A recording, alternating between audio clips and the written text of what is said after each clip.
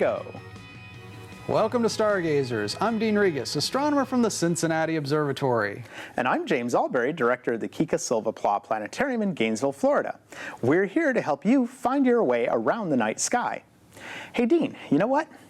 I found that being an astronomer has its advantages. Oh, you're telling me. I mean, between the paparazzi and all the fame and fortune, I can barely keep up. No, not that. I mean, when it comes to astrological advantages. Astrological advantages? Sure. If you ask most people what zodiac sign they're born under, they can probably tell you. However, as astronomers, we can show people where their zodiac sign is in the sky. Let's show you. So, my birthday is December 18th, so I guess that would make me a Sagittarius, right? Yep, being born in early December, you're considered a Sagittarius, and people born in late December are Capricorns. To determine your zodiac sign, you take the location where the sun appears against the background stars. If that date is your birthday, the constellation the sun is in would be the one associated with your horoscope. But the sun is in Capricornus on my birthday. That's true. However, in Western astrology, the tropical zodiac is used, which more closely corresponds to where everything was positioned coordinate-wise 3,000 years ago. Due to Earth's 26,000-year top-like wobble, the sun is in the preceding zodiacal constellation on your birthday. Interesting. So, what's your zodiac sign?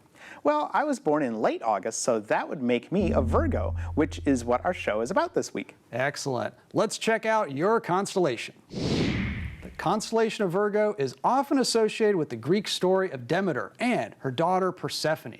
It tried to explain why the seasons change. Persephone was the only daughter of Demeter, the goddess of grain, agriculture, and fertility.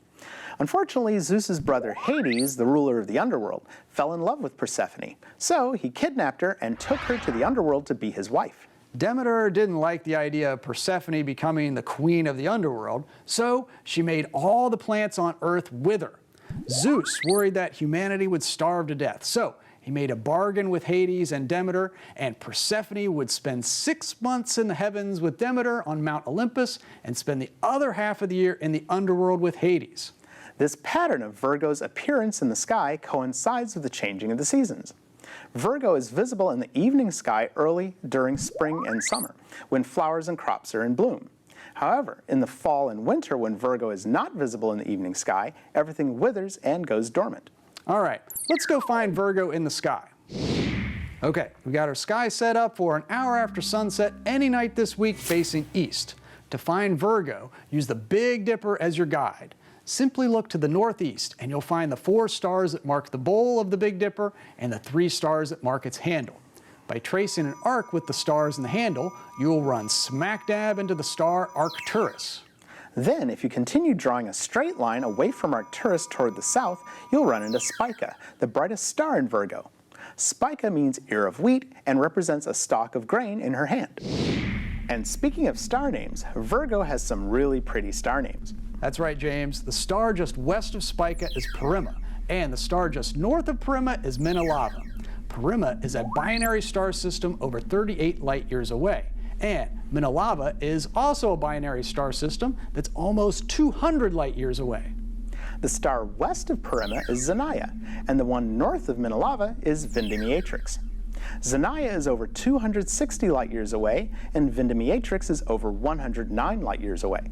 Lastly, the star to the east of Menelava is Hezi, and the brightest stars furthest east are Sirma and Rigelawa. Hezi is 74 light-years from us, Sirma is 72, and Rigelawa is just under 60 light-years distant. So there you have it, a very popular constellation of the zodiac easily visible in the sky this time of year. And it's easy to find when you Keep looking up.